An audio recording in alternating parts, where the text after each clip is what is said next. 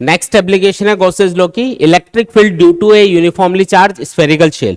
आपको एक spherical shell दे रखा है, शेल किसको बोलते हैं, होलो ऑब्जेक्ट को, है ना। तो होलो स्फेयर एक्चुअली ये, और होलो स्फेयर को हमने चार्ज किया कर रखा है, अंदर से खाली है ये, और इस पे चार्ज की वैल्यू क्यू बता रखी है, रेडियस आर है, और हमें इसके आसपास इलेक्ट्रिक फील्ड बताना है, इसके अंदर, इसकी सरफेस पे और इसके बाहर, तीन जगह पे हम इलेक्ट्रिक फील्ड फाइंड करेंगे। और उसके लिए हमको क्या यूज करना है, गॉसेस लॉ यूज करना है। सबसे पहले हम इसके बाहर किसी पॉइंट के ऊपर इलेक्ट्रिक फील्ड फाइंड कर लेते हैं। जैसे मान लो कि ये कोई पॉइंट है, यहाँ पे इलेक्ट्रिक फील्ड बताना है, तो ये जो डिस्टेंस है सेंटर से, ये मान लेते हैं स्मॉल आर, ये मैं डिस्टेंस स्मॉल आर लिख रहा हूँ, यहाँ पे स्मॉल आर लिख दिया। तो स्मॉल आर यहाँ पे कैपिटल आर से तो ज्यादा ही है, क्योंकि पॉइंट बाहर आ गया ना, तो मैं ऐसे लिख देता हूँ फर्स्ट केस के लिए। फर्स्ट केस ये है, पॉइंट कहाँ पे, outside the sphere, outside the shell या स्फेयर, ठीक है, यानी कि स्मॉल आर क्या है, कैपिटल आर से ज्यादा है यहाँ पे। तो यहाँ पे इलेक्ट्रिक फील्ड बताना है।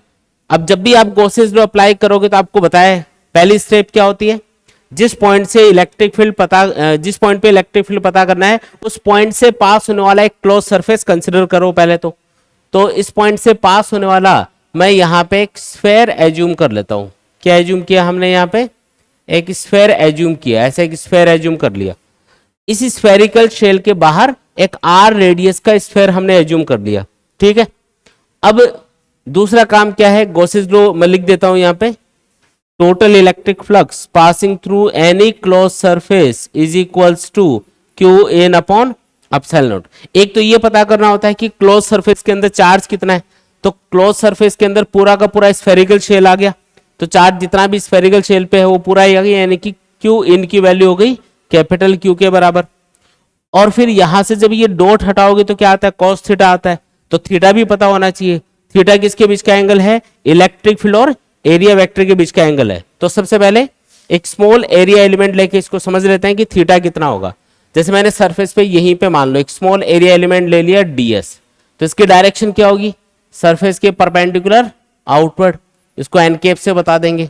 अब इलेक्ट्रिक फील्ड की डायरेक्शन बताओ किधर होगी, तो स्फेरिकल शेल के ऊपर कैसे चार्ज है, पॉजिटिव, तो इस पॉजिटिव चार्ज की वजह से इलेक्ट्रिक फील्ड किधर होगा, तो इलेक्ट्रिक फील्ड हमेशा पॉजिटिव चार्ज के लिए आउटवर्ड होता है। और कंडक्टर की सरफेस के परपेंडिकुलर लेते हैं या चार्ज ऑब्जेक्ट की सरफेस के परपेंडिकुलर लेते हैं हम हमेशा इलेक्ट्रिक फील्ड, यानी कि जो इलेक्ट्रिक फील्ड की डायरेक्शन है वो इस तरीके से आपको आउटवर्ड डायरेक्शन में लेनी है। हर जगह इलेक्ट्रिक फील्ड किधर आएगा, ऐसे आउटवर्ड, ये सेंटर से नहीं होगा, सरफेस से बाहर की तरफ होगा, तो इसको ऐसे दिखाना चाहिए, यहाँ पे ऐसे आउटवर्ड डायरेक्शन में इलेक्ट्रिक फील्ड आएगा।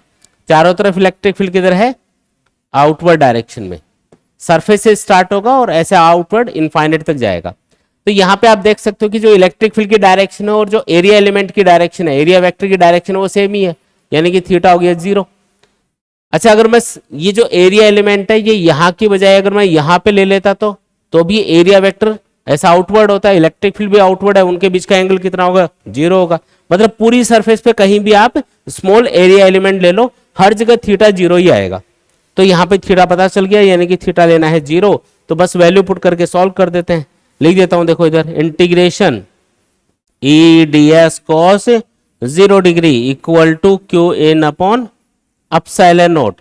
देखो cos 0 1 होता है, तो क्या बचा, देखो ई डी एस, ई को इंटीग्रेशन के बाहर लिख दो, ई को किधर लिख दो, इंटीग्रेशन के बाहर। ऐसा क्यों भाई, क्योंकि देखो ये जो आपने एक सरफेस ली है ना, ऐसे क्लोज सरफेस जिसको हम गॉसियन सरफेस बोलते हैं, गॉसेस लॉ अप्लाई करने के लिए जो क्लोज सरफेस आप कंसीडर करोगे उसका नाम क्या है, गॉसियन सरफेस। तो ये जो गॉसियन सरफेस है इसका हर एक पॉइंट देखो इसी स्फेरिकल शेल से चारों तरफ बराबर डिस्टेंस पे आएगा, इसलिए इलेक्ट्रिक फील्ड कांस्टेंट होगा। और कांस्टेंट को हम इंटीग्रेशन से बाहर लिख देते हैं, इसलिए इसको बाहर लिख दिया, cos 0 1 हो गया equal to q in upon epsilon naught. Value put करो, देखो कितना आसान डेरिवेशन है। इंटीग्रेशन ds आप खुद बता सकते हो, जैसे एक स्मॉल एरिया एलिमेंट ds है, ऐसे छोटे छोटे एरिया एलिमेंट्स अगर ds ds ds ऐसे लिए जाएं, इनफाइनाइट छोटे छोटे पार्ट्स होंगे, तो उन सारे छोटे छोटे पार्ट्स का सम कितना आएगा, surface area of the sphere के बराबर आएगा। और स्फेयर का सरफेस एरिया कितना होता है, 4 पाई r स्क्वायर होता है। तो इंटीग्रेशन ds का मतलब है ये जितने भी स्मॉल एरिया एलिमेंट्स हैं इनका सम कितना आएगा, sum 4 pi r square. Q in कितना है, कैपिटल क्यू के बराबर है, divided by epsilon naught. Solve कर दो इसको, क्या आएगा, ये आ जाएगा E equal to q upon 4 pi epsilon naught r square. ठीक है, तो आउटसाइड पॉइंट के लिए इलेक्ट्रिक फील्ड कितना आया, Q upon 4 pi epsilon naught r square. अच्छा, ये 1/4 पाई एप्सिलॉन नॉट को आप K भी बोल सकते हो, इलेक्ट्रोस्टैटिक कांस्टेंट। तो फॉर्मूला ऐसे भी बोला जा सकता है E equal to KQ/R square, है ना। पहली कैलकुलेशन हो चुकी है। दूसरा पॉइंट हम ले लेते हैं सरफेस के ऊपर, एट द सरफेस। सरफेस के लिए बताओ स्मॉल r कितना हो जाएगा, कैपिटल R। भाई अगर मैं पॉइंट सरफेस पे ले लेता, यहां की बजाय अगर मैं पॉइंट सरफेस पे ले लेता, तो इस स्फेरिकल शेल के जस्ट बाहर से पास होने वाला आप एक स्फेरिकल सरफेस ऐसा कंसिडर कर लेते, गॉसियन सरफेस ऐसा होता फिर, और उसकी रेडियस कितनी होती, कैपिटल R के बराबर। भाई जस्ट सरफेस पे आपको इलेक्ट्रिक फील्ड बताना है, तो मैं सरफेस के जस्ट बाहर से पास होने वाला एक क्लोज सरफेस कंसिडर कर लेता, ताकि सारा का सारा चार्ज क्लोज सरफेस के अंदर आ जाए।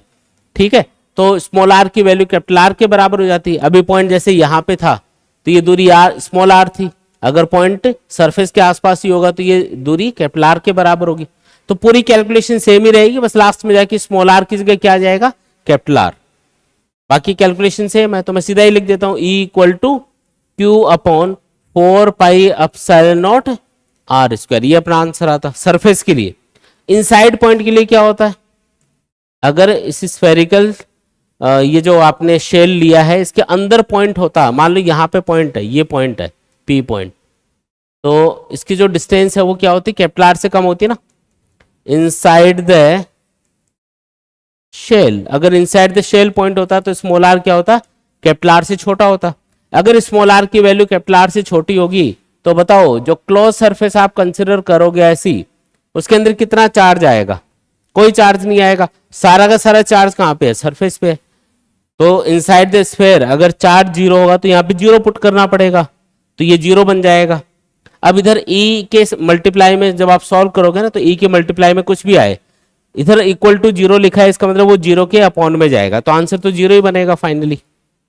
अगर अंदर चार्ज ही नहीं होगा ना तो वहां पे इलेक्ट्रिक फील्ड भी नहीं होगा, याद रखो। अगर अंदर चार्ज नहीं है तो गॉसेज लॉ से आप प्रूव कर सकते हो, Q की वैल्यू जीरो पुट करते हैं आंसर जीरो आएगा, E की वैल्यू जीरो आएगी सॉल्व करने पे, यानी कि electric field inside the spherical shell zero होगा। ठीक है, आया समझ में। इलेक्ट्रिक फील्ड किस तरीके से वेरी कर रहा है डिस्टेंस के साथ में ग्राफ से ड्रॉ करके बता देते हैं। देखो अंदर इलेक्ट्रिक फील्ड है क्या, नहीं, अंदर इलेक्ट्रिक फील्ड जीरो है।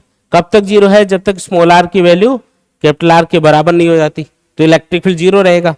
जैसे आप सरफेस पे पहुंचोगे इलेक्ट्रिक फील्ड कितना मिलेगा, Q upon 4 pi epsilon naught R square, और मैक्सिमम होगा ये इलेक्ट्रिक फील्ड, सरफेस पे सबसे ज्यादा इलेक्ट्रिक फील्ड होता है।